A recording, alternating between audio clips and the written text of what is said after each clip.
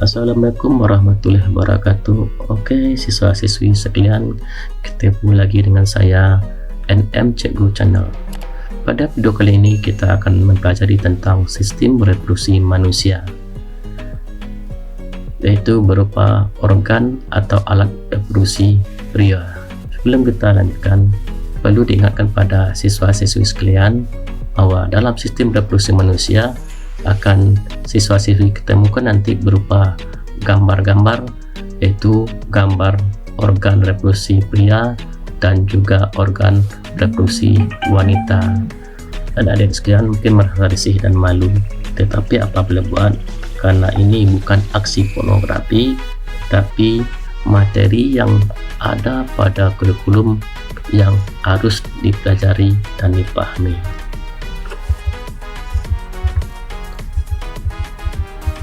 Sebelum kita mulai, marilah kita mengucapkan Bismillahirrahmanirrahim. Oke, di sini akan kelihatan berupa gambar. Gambar apakah ini? Terus apa itu sistem reproduksi dan organ penyusunnya? Untuk menjawab pertanyaan tersebut, ikuti dan tonton video ini sampai selesai. Mari kita lihat tentang pengertian sistem reproduksi.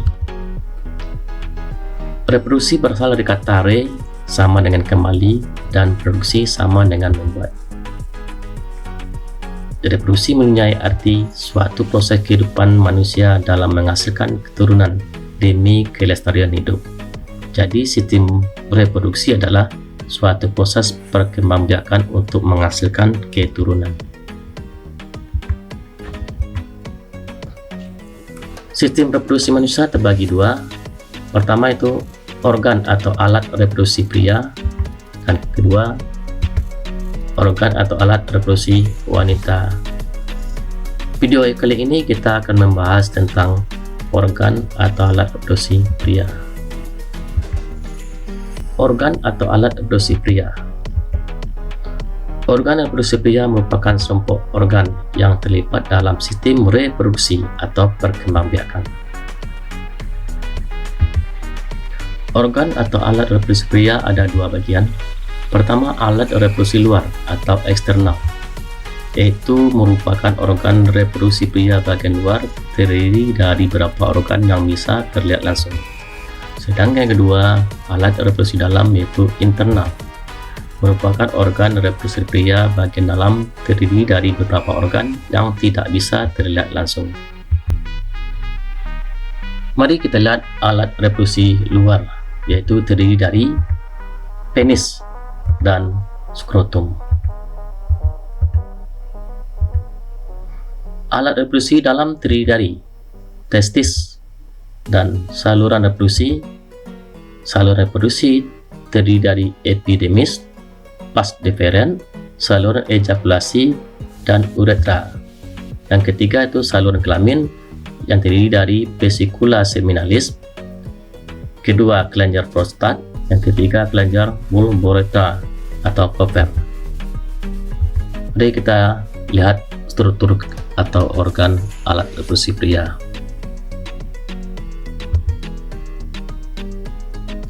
Organ luar reproduksi pria serta fungsinya. Pertama, yaitu penis. Penis merupakan organ eksternal karena berada di luar ruang tubuh, yang berfungsi sebagai salur kencing dan saluran sperma. Yang kedua, skrotum. Skrotum adalah kantong terdiri dari kulit dan otot yang membungkus testis atau buah zakar, yang berfungsi sebagai pembungkus testis atau pengaman. Kita lihat organ dalam reproduksi pria dan fungsinya. Pertama, ada testis atau buah zakar. Testis adalah kelenjar kelamin jantan. Testis berjumlah sepasang, dibungkus oleh skrotum atau kantong kulit di bawah perut, yang berfungsi sebagai memproduksi sperma atau spermatozoa. Yang kedua, memproduksi hormon seks pria seperti testosteron. Kedua, saluran reproduksi. Saluran reproduksi pertama ada epidemis, yaitu saluran yang keluar dari testis tersimpan dalam skrotum, yang berfungsi sebagai tempat pematangan sperma sementara. Yang bagian kedua itu ada vas deferens, yaitu saluran lurus yang mengarah ke atas dan merupakan lanjutan dari epidemis, yang berfungsi sebagai saluran tempat jalannya sperma dari epidemis menuju kantong semen atau kantong mani, vesicula seminalis.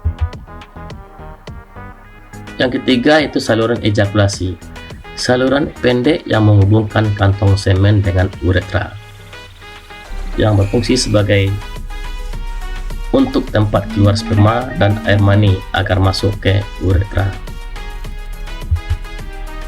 Yang keempat itu uretra, yaitu saluran akhir reproduksi yang terdapat di dalam penis, yang berfungsi pertama sebagai saluran kelamin untuk tempat keluar urin, yang kedua sebagai saluran untuk keluar sperma. Yang ketiga, saluran kelamin, yaitu kelenjar kelamin memiliki 3 bagian. Yang pertama, kelenjar vesicula seminalis atau kantong sperma, yang kedua kelenjar prostat, yang ketiga kelenjar Koper. Organ dalam reproduksi pria serta fungsinya. Pertama, vesicula seminalis atau kantong sperma, yaitu spekula seminalis ini berjumlah sepasang, yang berfungsi sebagai untuk menghasilkan zat-zat yang diperlukan untuk perkembangan sperma. Yang kedua itu kelenjar prostat, adalah organ reproduksi pria yang berada di bawah kantong kemih, yaitu berfungsi sebagai untuk menghasilkan cairan yang bersifat asam. Yang ketiga itu kelenjar Koper atau bulboretra, yaitu bagian berbentuk seperti kacang yang terletak di bawah kelenjar prostat, yang berfungsi sebagai untuk menghasilkan lendir dan cairan yang bersifat asam. Mari kita lihat tentang spermatogenesis. Tanda-tanda bahwa sistem reproduksi pada laki-laki telah matang adalah keluarnya air mani dari penis. Biasanya air mani tersebut keluar pada saat anak laki-laki mengalami mimpi basah. Mimpi basah pada umumnya terjadi saat berumur antara 10 sampai 14 tahun. Hormon yang dihasilkan adalah hormon testosteron, yaitu senyawa yang dapat merangsang perubahan fisik pada anak laki-laki atau masa pubertas, yaitu masa ketika mengalami pematangan fungsi seksual. Proses pembentukan sperma disebut dengan spermatogenesis. Ketika anak laki-laki puber, pembentukan sel sperma terjadi di dalam tubulus seminiferus. Kata tubulus berasal dari kata tubula yang artinya saluran, sedangkan kata seminiferus berasal dari kata semen yang artinya sperma. Diawali dari sel induk sperma atau spermatogonium yang bersifat diploid atau 2N.